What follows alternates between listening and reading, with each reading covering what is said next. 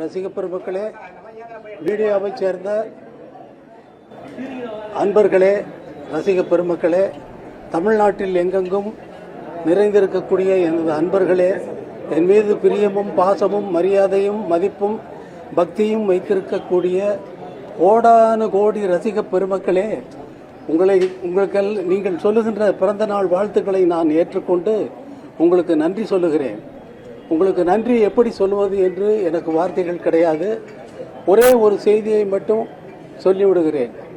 தமிழக முதல்வர் வாழ்த்து தெரிவித்தார். அதைத் தொடர்ந்து முக்கியமான பிரபலங்கள் மீடியாக்கள் மூலமாகவும் எனது வாட்ஸ்அப்பின் மூலமாகவும் பிறந்தநாள் வாழ்த்து செய்திகளை அனுப்பி கொண்டே இருக்கிறார்கள். நாள் வாழ்த்திலே இந்த பிறந்தநாள் அன்று உங்களுக்கு ஒரு இனிய செய்தியை நான் அறிவிக்க இருக்கிறேன். அது என்னவென்றால், வருகின்ற ஆகஸ்ட் 2ஆம் தேதி நான் லண்டனில் இசையமைத்த அந்த இசை நிகழ்ச்சியை அதே ஆர்கெஸ்ட்ரா, லண்டன் ராயல் பிலமானிக் ஆர்கெஸ்ட்ராவே இங்கே வந்து தமிழக மக்களுக்கு, என்னுடைய மக்களுக்கு, என்னுடைய நாட்டு மக்களுக்கு அவர்கள் முன்னால் இசைக்கப் போகிறேன் என்ற நல்ல செய்தியை தெரிவித்துக் கொள்கிறேன்.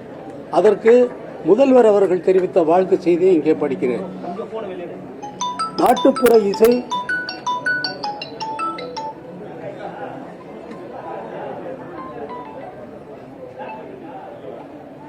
தங்களின் சிம்பனி இசை தமிழ்நாட்டில் ஒலிக்கவுள்ள ஆகஸ்ட் 2ஆம் நாளுக்காக கோடிக்கணக்கான ரசிகர்களில் ஒருவனாக நானும் காத்திருக்கிறேன் என்று தமிழக முதல்வர் சொல்லியிருக்கிறார். நேற்றும் இன்றும் என்றும் தங்கள் இசை ராஜாங்கத்தின் ஆட்சிதான் என்றும் முதல்வர் சொல்லியிருக்கிறார்.